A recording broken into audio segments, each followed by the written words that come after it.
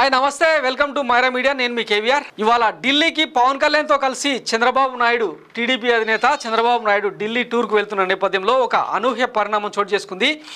జాతీయ రాజకీయాల్లో అంటే ఒకవైపు బీజేడీ మరికొన్ని ఎన్డీఏ పార్టీలతో కేంద్ర పెద్దలు బీజేపీ పెద్దలు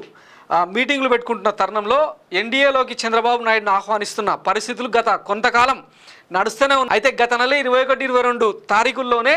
చంద్రబాబు నాయుడు ఢిల్లీ వెళ్లాల్సింది కేంద్ర పెద్దలతో కలిసి మాట్లాడిన తర్వాత పొత్తు ప్రకటన ఢిల్లీలోనే చేస్తారన్న ఊహాగానాలు కూడా మనం చూసినాం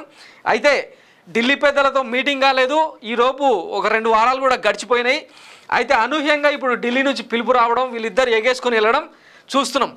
అయితే ఈ గ్యాప్లోనే వీళ్ళు ఫిబ్రవరి 26న సీట్ల ప్రకటన అంటే ఉమ్మడి జాబితా ప్రకటన చేసిరు ఆ తర్వాత 29న జెండాలు కలిపే కార్యక్రమానికి కూడా శ్రీకారం చుట్టిరు ఆ తర్వాత బీసీల సభను కూడా నిర్వహించారు అంటే బీజేపీ తమను ఆహ్వానిస్తుందో లేదో వాళ్ళ దయ మన ప్రాప్తం అన్న కోణంలో ఇక వీళ్ళు సొంతంగా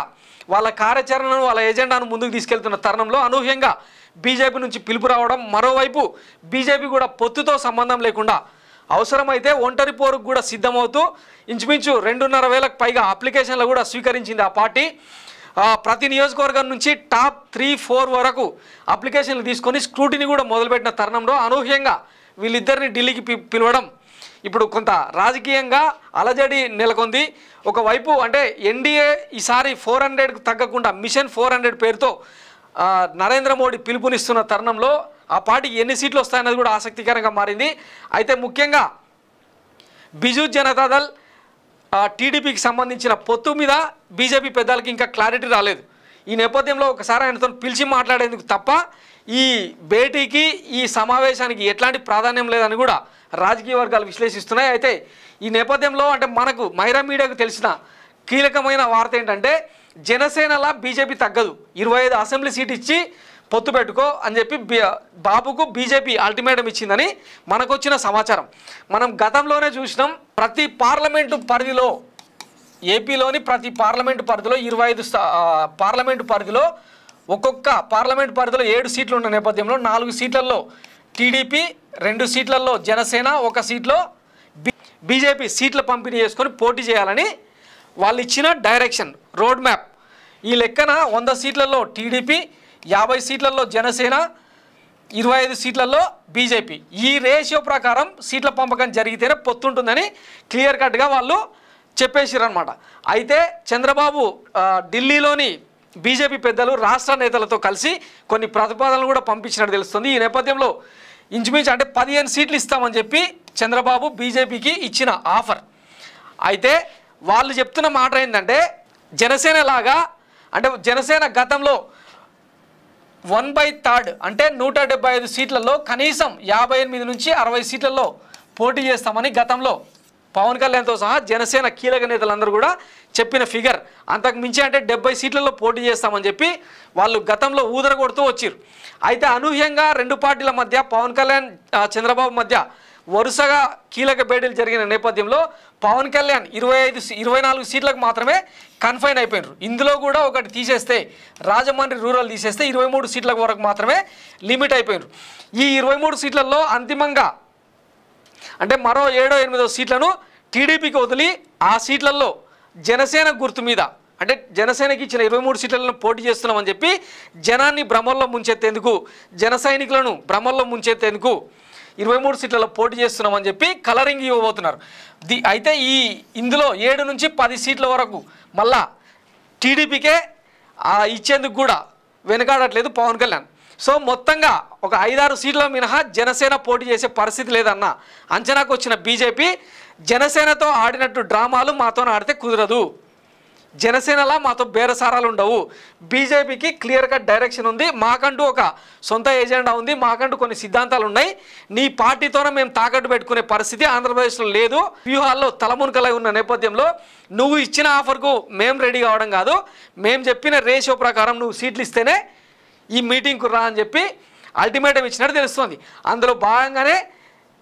ముఖంలో అంటే నెత్తురుచుక్క లేకుండా ఈరోజు ఢిల్లీకి వెళ్తున్నారు దీనికి అంతటికి కారణం ఏంటంటే ఆయన జైలు నుంచి బయటకు రావడానికైనా రేపు పొద్దున కేసులలో ఇరుక్కొని మళ్ళీ జైలుకు పోకుండా ఉండాలన్నా బీజేపీ ఎట్లాగూ సర్ఫెక్సెల్ పార్టీ అన్న సంగతి తెలిసిందే కదా. ఒకసారి ఆ పార్టీ జెండా కండువా కప్పుకున్నారంటే ఇక ఎట్లాంటి కేసులు కథలు ఏముండవు అన్న చర్చ జరుగుతున్న నేపథ్యంలో బీజేపీ శరణు కోరుతూ చంద్రబాబు ఎంతకైనా దిగజారేందుకు బీజేపీతో సాగిల పడేందుకు ఆయన సిద్ధమైపోయారు. అయితే వీటన్నిటిని పక్కన పెట్టి పచ్చ మీడియాలో మాత్రం ఆయన తన సంకల్ప పత్రికల్లో మాత్రం వేరే వేరే కథనాలు రాయిస్తూ వస్తుంటారు. దానికి సంబంధించి కూడా బీజేపీ పెద్దలు సీరియస్ అయ్యి నీ ఎల్లో డ్రామాలు ఆపి మేము చెప్పిన ప్రపోజల్కు మేము చెప్పిన ప్రతిపాదనకు సిద్ధమైతేనే ఢిల్లీకి రా, లేకపోతే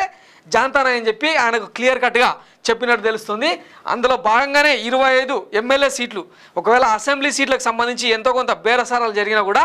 8 పార్లమెంట్ సీట్లు ఇవ్వాల్సిందే, ఇచ్చి తీరాల్సిందే అని చెప్పి చంద్రబాబుకు రాష్ట్ర పెద్దలతో రాష్ట్ర బీజేపీ సీనియర్లతో ప్రపోజల్ పంపించినట్టు తెలుస్తుంది. అన్నిటికీ అంగీకరించిన తర్వాతనే చంద్రబాబు ఇప్పుడు ఢిల్లీకి పయనమైనట్టు రాజకీయ వర్గాల్లో జరుగుతున్న చర్చ.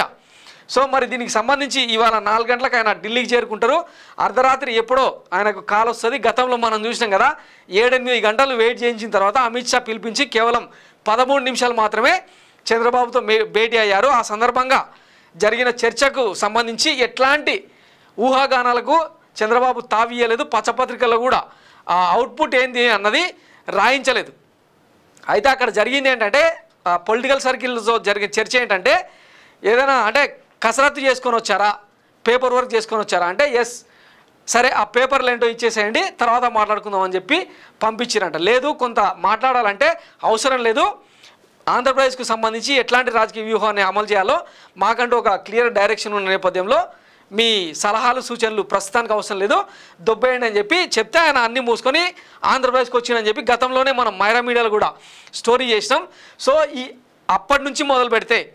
అంటే అప్పుడెప్పుడో 4 వారాల క్రితం ఢిల్లీకి వెళ్తే ఆయనకు జరిగిన అవమానాన్ని పచ్చపత్రికలు ఎట్లాగూ రిఫ్లెక్ట్ చేయలేదు. ఇప్పుడు ఏంటంటే బీజేపీ చెప్పినట్టల్లా తలాడిస్తేనే పొత్తు ఖాయమవుతుంది, లేదంటే చంద్రబాబు సొంత ఏజెండాను అమలు చేసుకోవచ్చు అనమాట. ఎట్లాగూ సొంతంగా పోతే రాష్ట్రంలో ఆయనకు ఎట్లాగూ దిక్కు లేదు, అధికారంలోకి కూడా వచ్చే అవకాశం లేదు. సర్వేలన్నీ కూడా గంటాపథంగా వైఎస్ జగన్మోహన్ రెడ్డిదే మళ్ళీ అధికారం అని చెప్తున్న నేపథ్యంలో బీజేపీ శరణు వచ్చితే అట్లీస్ట్ వాళ్ళు కరణిస్తే తాను సేఫ్గా బయటపడవచ్చు అన్న ఉద్దేశంలో భాగంగానే ఢిల్లీకి వెళ్తున్నట్టు తెలుస్తుంది. సో మరి దీనికి సంబంధించిన అవుట్పుట్ ఎట్లా ఉంటుంది అన్నది రేపటి పచ్చపత్రికల్లో చూసిన తర్వాత దానికి కంప్లీట్ రివర్స్లో మనం అర్థం చేసుకుంటే ఈ బీజేపీ టీడీపీ జనసేన పొత్తుకు సంబంధించి ఒక క్లారిటీ వచ్చే అవకాశం ఉంది. వాటికి సంబంధించి మళ్ళీ మాట్లాడుకుందాం. ప్రస్తుతానికైతే జనసేన లాగా బీజేపీ తగ్గదన్న క్లియర్ డైరెక్షన్ ఇండికేషన్ అయితే ఇచ్చినట్టు తెలుస్తుంది. మరి దీనికి సంబంధించిన అవుట్పుట్ ఏందన్నది మనం వేరే వీడియోలో మళ్ళీ మాట్లాడుకునే ప్రయత్నం చేద్దాం. Thanks for watching Myra Media. నేను మీ కేవీఆర్. Thank you.